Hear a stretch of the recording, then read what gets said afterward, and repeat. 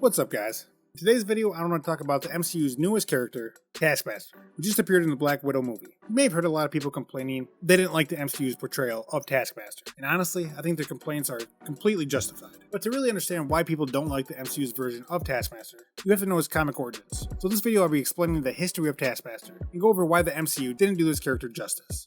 Okay, so the MCU's Taskmaster was not good, for a number of reasons. First of all, you could have taken the character completely out of the movie, and it wouldn't really change anything about the plot. Second, he only had a couple lines of dialogue in the entire movie. But I feel like the biggest reason why a lot of people feel like the MCU ruined the character of Taskmaster is because, in comics, he actually has a really cool backstory that I think would have translated really well into the movies. And the MCU kind of just threw that all away just for a cheap twist in the movie that was pretty predictable at the end.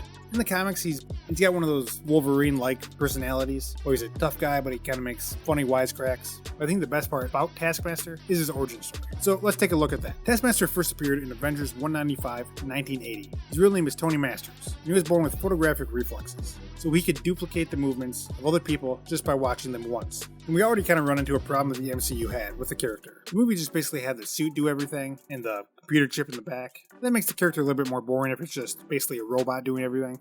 So when Tony was a boy, he learned that he had this ability to copy other people's skills. And you see him do this when he's watching people dive into the swimming pool. He learns how to use a lasso right away. He's able to copy the skills of other basketball players. And he's so in depth with this skill that he doesn't have to see someone do it in person. He can just watch someone on TV and be able to copy their skills. And obviously, when he gets older, he mostly uses this power to duplicate other people's fighting styles. So when Tony does get older, the first story that we get from Marvel is that Taskmaster actually wanted to grow up to be a superhero. However, after looking into it a little bit, he finds that there's no money in being a superhero, but there is money in being a criminal. So he starts his criminal career, does a few jobs, and has a few close calls. And he kind of realizes that maybe I shouldn't be someone who's actually committing the crimes, but just helping people who are. So that's when he first opens up his Taskmaster Academy, where he just trains criminals to fight superheroes. Now, Marvel actually kind of retcons his original story, and what they do is they add on a twist to it, and it's a twist that I really like, and I think would have been really good for the movies. And what Marvel does is that they change his origin story so that instead of becoming a criminal right off the bat, he actually becomes a SHIELD agent. And while on a mission, he comes across a scientist who's already shot and dying. And before the scientist died, he gives Tony a super soldier serum. And super soldier serums are pretty rare, so Tony, knowing this is going to be his only chance at getting one, injects himself with it, basically without asking any questions. But the serum wasn't meant to be like Captain America's serum where it gives him super strength. It more or less unlocked his mind, which increased his already high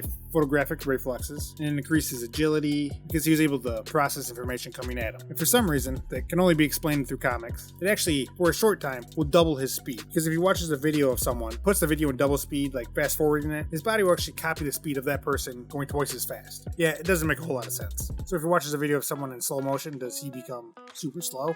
I don't know. Anyway, so he takes the serum, and unlike the serum that Captain America took, the one that Tony Masters takes is not perfected yet. And although it increases his mental abilities, it also limits how much he can actually learn and how much he can remember. Think of his brain now basically as a hard drive.